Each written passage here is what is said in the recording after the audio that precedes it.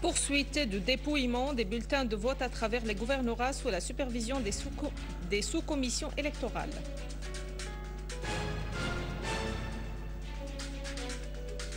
Singh affirme que l'effectif des observateurs en Syrie a atteint les 70 et qu'il s'accroîtra dans les prochains jours.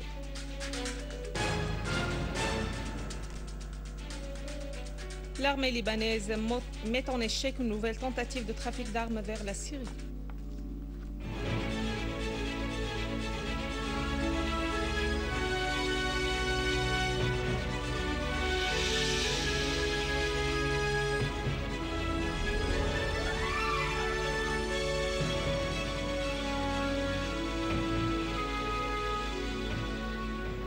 Mesdames et messieurs, bonjour et merci d'être avec nous.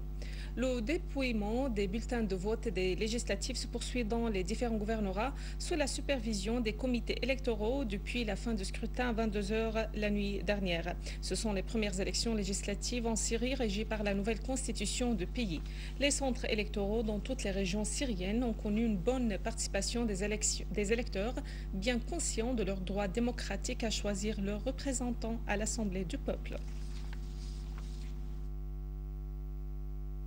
La Chine a espéré que les élections de l'Assemblée du peuple en Syrie contribueront au renforcement des réformes en cours dans le pays. Le porte-parole du ministère chinois des Affaires étrangères, Hong Li, a déclaré hier que la Chine avait suivi de près le déroulement des élections parlementaires en Syrie et qu'elle émet l'espoir de voir ces élections répondre aux aspirations du peuple syrien et protéger ses intérêts. Hong Li a souligné que le moment est approprié pour régler la crise en Syrie tout en appelant toutes les parties à mettre en application d'une façon sérieuse et globale les résolutions ad hoc approuvées par le Conseil de sécurité internationale, dont notamment le plan de 6 points élaboré par l'émissaire de l'ONU Kofi Annan.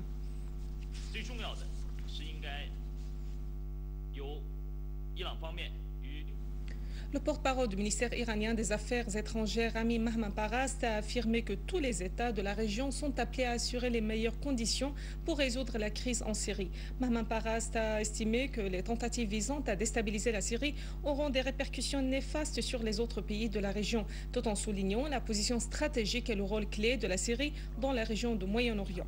M. Mahmanparast, qui s'exprimait lors d'une interview accordée à la chaîne satellitaire Russia Today, a également regretté que certains pays de la région œuvre pour ébranler la stabilité de la Syrie au service de l'entité sioniste. Il a aussi ajouté que Téhéran considère que la Syrie constitue le chef de file de la résistance, ce qui pousse l'entité sioniste à tenter de l'affaiblir.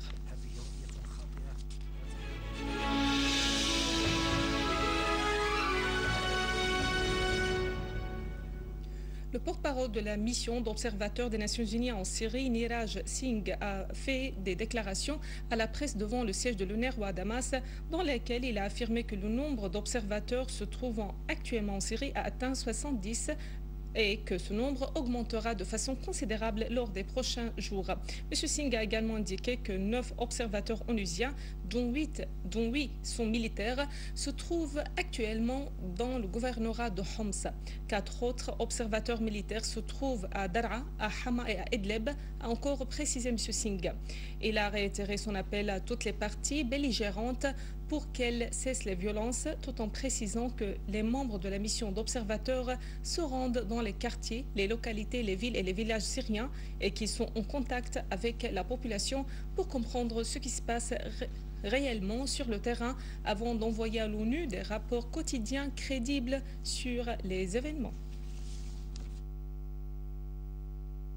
Le quotidien libanais As-Safir, citant des sources bien informées, a indiqué que le navire Grimaldi, battant pavillon italien, appartenant à une compagnie de sécurité privée libanaise, était arrivé hier au port de Tripoli au nord du Liban, en provenance de l'Allemagne. À son bord, des véhicules, dont 2 voitures appartenant à un commerçant connu sous les initiales AM. L'on a découvert dans les coffres de ces 2 voitures 15 caisses de munitions et dans chaque caisse se trouvaient au moins 1000 balles de mitrailleuses de plusieurs calibres. Lors d'une inspection de routine dans le navire en question, l'armée libanaise a découvert les caisses de munitions. Automatiquement, les 2 véhicules ont été saisis ainsi que des suspects, alors que des abris et des caches ont été perquisitionnés par les éléments de la sécurité, ainsi que les lieux que fréquentait le nommé AM, toujours en fuite. Le même quotidien a révélé que le navire en question a démarré d'un port italien vers un port allemand avant d'accoster au port d'Alexandrie sur sa route vers le port de Tripoli. L'itinéraire du navire a suscité beaucoup de suspicions et de doutes chez les services de sécurité, surtout que le précédent navire d'armes, l'Otfala 2, avait fait le même parcours en passant du même port d'Alexandrie avant de se diriger vers le port de Tripoli.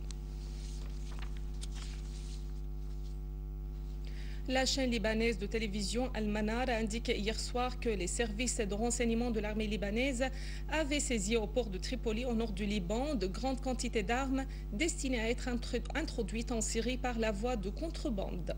Les armes étaient dissimulées dans une voiture stationnée dans le port.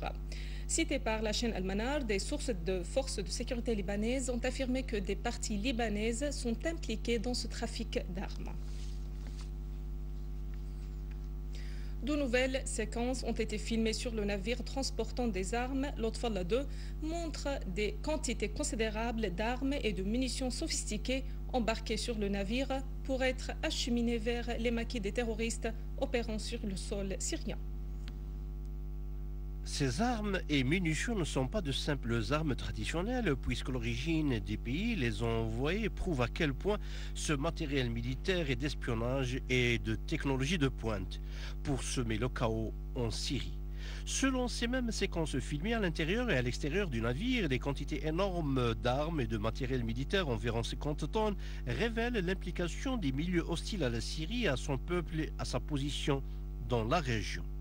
Cette nouvelle donne plus aggravée dans l'implication des milieux extérieurs dans l'armement et le financement des gangs terroristes en Syrie ne doit pas nous faire oublier qu'il existe des parties libanaises qui ont coordonné l'opération pour faciliter l'acheminement du stock d'armes militaires vers les territoires syriens via le sol libanais.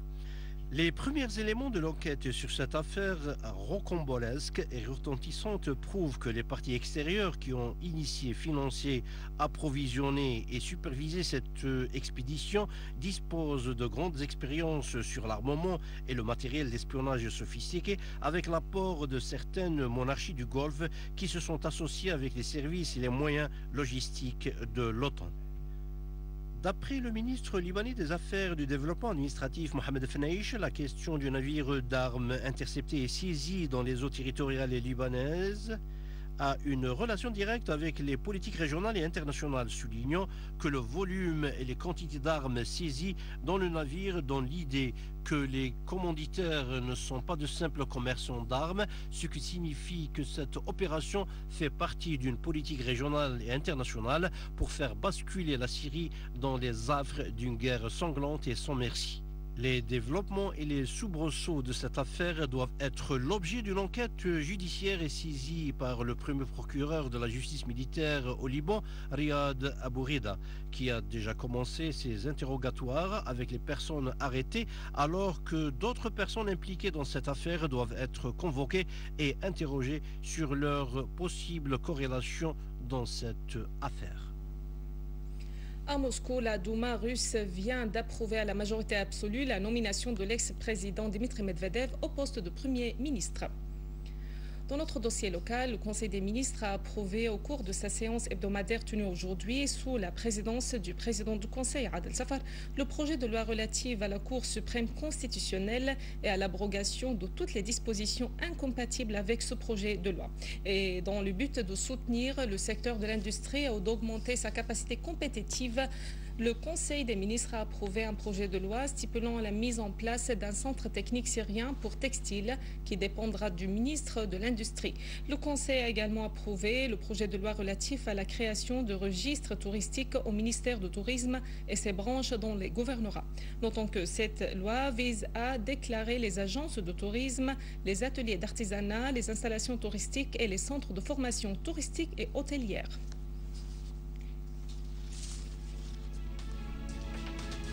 C'est la fin de notre édition, mais voici un rappel des principaux titres.